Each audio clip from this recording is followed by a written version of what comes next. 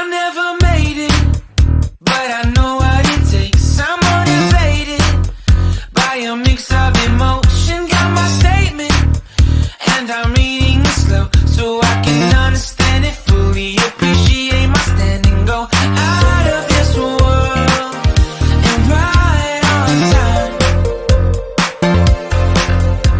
Oh, never in my life have I seen the sky light up like this. Halo teman-teman, jumpa lagi dengan saya Sang Pemburu. Dalam video kali ini saya akan buat video tentang budidaya ikan nila tanpa aerator. Yang sebelumnya saya juga sempat buat video, tapi banyak yang komen katanya tanpa aerator, tapi kok dari awal video kok sudah ada aeratornya, kan seperti itu. Oke, sebelum kita lanjut, alangkah baiknya jika saya menyapa teman-teman terlebih dahulu. Selamat pagi, selamat siang, selamat sore, dan selamat malam buat kawan-kawan yang di sana. Semoga diberikan suatu kesehatan dan kelancaran rezeki selalu, amin amin ya robbal alamin. Oke teman-teman, dalam tahapan budidaya ikan nila sebelum kita tebar benih, jika memang teman-teman ingin tebar benih ikan nila tanpa aerator, itu sebenarnya sangat bisa teman-teman. Jika teman-teman berpikir itu cuma hoax atau omong kosong, saya akan membuktikannya. Di depan saya ini ada segerombolan ikan, bahkan ini sangat banyak sekali karena banyak ada yang di dasar, yang nila yang besar itu di dasar, yang kecil-kecil itu berada di permukaan. Jumlah kurang lebih total yang ada di kolam ini kurang lebih sekitar 200 ekor lebih ya. Bagaimana persiapan sebelum kita tebar benih ikan nila ke kolam tanpa menggunakan aerator? Simak terus. Yang pertama, teman-teman harus menyiapkan air kolam yang sudah difermentasi atau diendapkan kurang lebih 3-1 minggu. Kenapa kita harus endapkan begitu lama, 3 hari sampai 1 minggu? Karena untuk air sumur yang baru, jika kita langsung masukkan bibit, itu biasanya kadar pH-nya itu belum stabil, jadi sering berubah-ubah dan biasanya cenderung tinggi atau cenderung rendah ya, tergantung di kondisi sumur kalian. Dan ini juga ada ikan nila yang ukuran besar teman-teman. Untuk tebar padat, biasanya saya sarankan per meter persegi atau per meter kubik air itu sekitar 100 ekor. Itu sistem air deras, contohnya seperti ini. Tapi karena ini saya menggunakan mesin kecil, jadi saya anggap ini juga air deras, tapi skalanya kurang arus lah ya. Jadi ini sudah ideal karena satu kolam ini saya isi sekitar 200 ekor. Ini 1 kilonya itu ukuran ikannya 1 kilo isi 3, 4, 5, 6 lah ya. Kenapa dalam tebar padat harus menggunakan mesin aerator ataupun water pump teman-teman? Jawabannya adalah simpel ya, teman-teman pasti sudah bisa menebaknya, yaitu adalah kekurangan oksigen pada ikan. Jadi kandungan oksigen dalam air itu jika kita tebar terlalu over itu akan menipis. Jadi jika kita tebar aman, jika teman-teman bertanya, Bang, ya idealnya tebar benih ikan lele yang aman itu berapa ratus atau berapa puluh sih per meter kubiknya itu, atau per meter persegi kolam? Jawabannya adalah sekitar 30 itu maksimal, tapi saran saya sekitar 25 ataupun 20 ekor. Kenapa sangat sedikit? Karena jika teman-teman menghitung dari ukuran ikan saat masih bibit, itu memang masih begitu luas kolamnya ya. Jadi jika ingin teman-teman pertumbuhan ikannya itu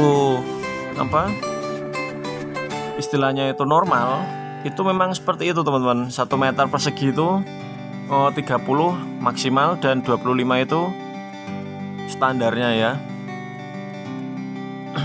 Dan jika ada channel YouTube yang membahas tebar benih ikan nila 1 meter persegi bisa sampai 100 ekor bahkan lebih.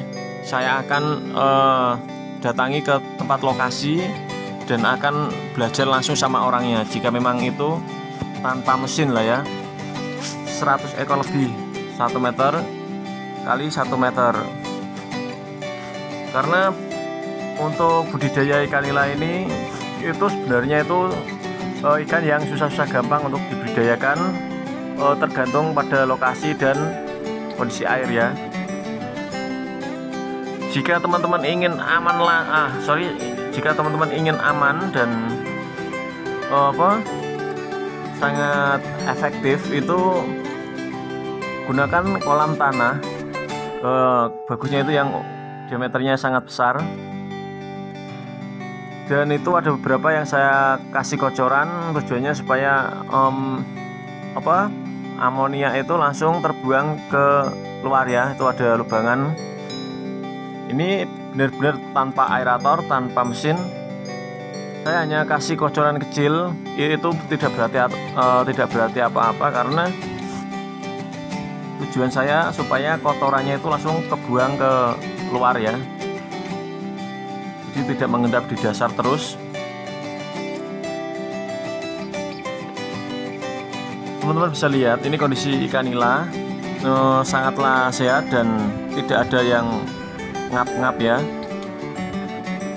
Ciri-ciri ikan yang sehat itu seperti itu, berada di dasar. Dan oh ya, ini teman-teman, ini ada tambahan lagi.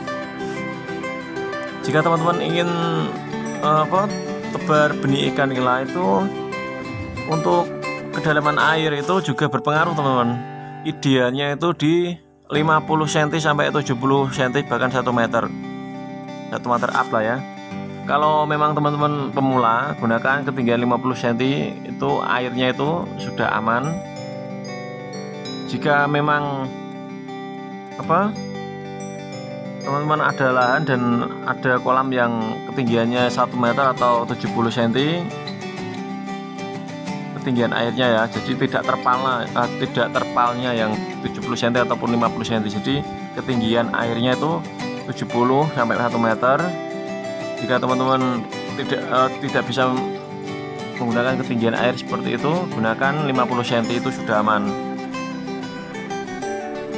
Dan yang sering juga ditanyakan oleh kawan-kawan itu pertanyaannya seperti ini, Bang, kapan waktu penggantian air pada kolam nila, atau berapa hari atau berapa minggu atau berapa bulan penggantian air untuk kolam nila? Kalau menurut saya penggantian air pada kolam ikan nila ini tidak saya patok pada hari, minggu ataupun bulan ya. Jadi saya menilai dari kondisi air teman-teman. Jika kondisinya air hijau terlalu pekat seperti ini sudah waktunya untuk kita ganti. Tapi berhubung saya menggunakan sistem kocoran seperti itu, jadi saya bisa memendingnya karena saya hanya butuh membuang sedikit dari air kolam yang ada di situ ya.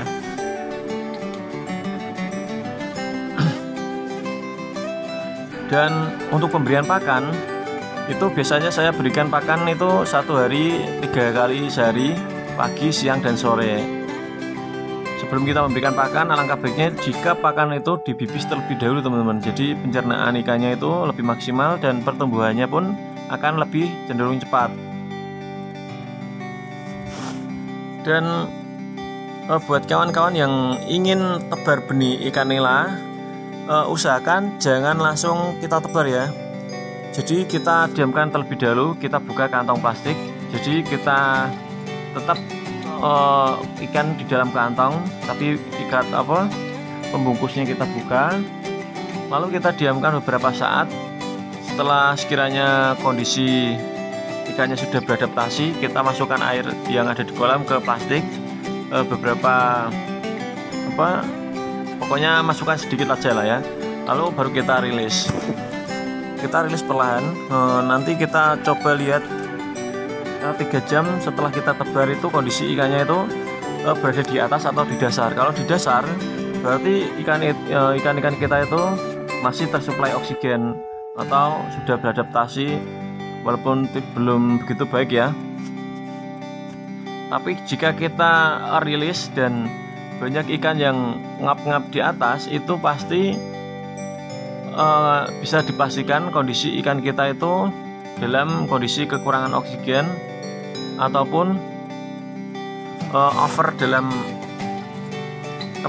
dalam tebar benih, ataupun juga bisa disebabkan karena kondisi air yang minim oksigen dan suhu. Dan untuk masa panen benih ikan lele hingga mencapai konsumsi seperti ini itu biasanya mencapai kurang lebih 5 bulan 7 bulan itu sudah siap diangkat. Itu 1 kilonya sekitar isi 3, 4, 5, 6, 7, 8 lah ya. Bahkan ada yang kecil juga. Oke teman-teman, video kali ini saya akhiri sampai di sini. Jika ada sesuatu kekurangan atau kesalahan kata dalam pengucapan, mohon maaf. Assalamualaikum warahmatullahi wabarakatuh. Semoga teman-teman yang sedang belajar dalam budidaya diberikan kesuksesan, kelancaran rezeki, dan kesehatan selalu. Amin amin ya rabbal alamin. Salam petani ikan Nusantara, salam jos.